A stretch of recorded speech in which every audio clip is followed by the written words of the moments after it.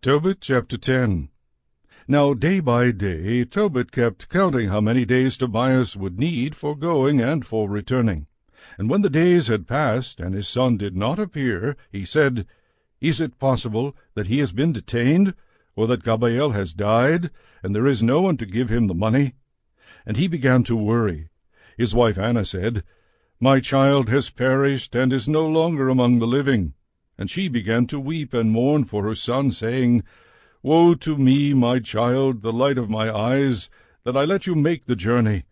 But Tobit kept saying to her, Be quiet and stop worrying, my dear. He is all right. Probably something unexpected has happened there. The man who went with him is trustworthy, and is one of our own kin. Do not grieve for him, my dear. He will soon be here.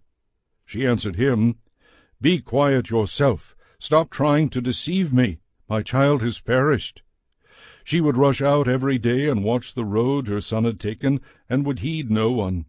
When the sun had set, she would go in and mourn and weep all night long, getting no sleep at all.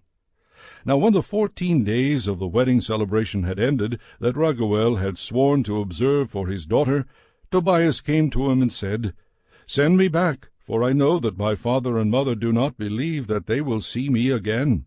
So I beg of you, father, to let me go so that I may return to my own father. I have already explained to you how I left him. But Raguel said to Tobias, Stay, my child, stay with me. I will send messengers to your father Tobit, and they will inform him about you. But he said, No, I beg you to send me back to my father. So Raguel promptly gave Tobias his wife Sarah, as well as half of all his property, male and female slaves, oxen and sheep, donkeys and camels, clothing, money, and household goods. Then he saw them safely off.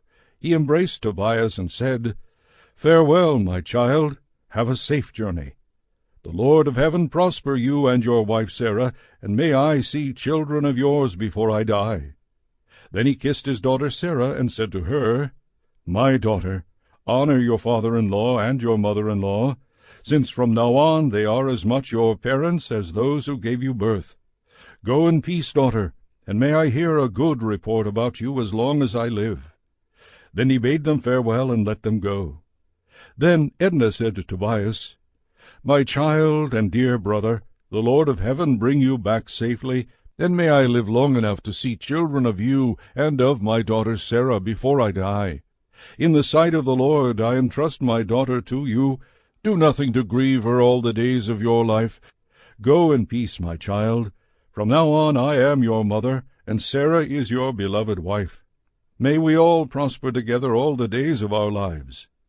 Then she kissed them both, and saw them safely off.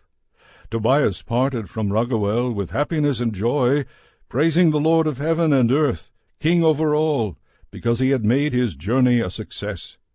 Finally, he blessed Raguel and his wife Edna, and said, I have been commanded by the Lord to honor you all the days of my life.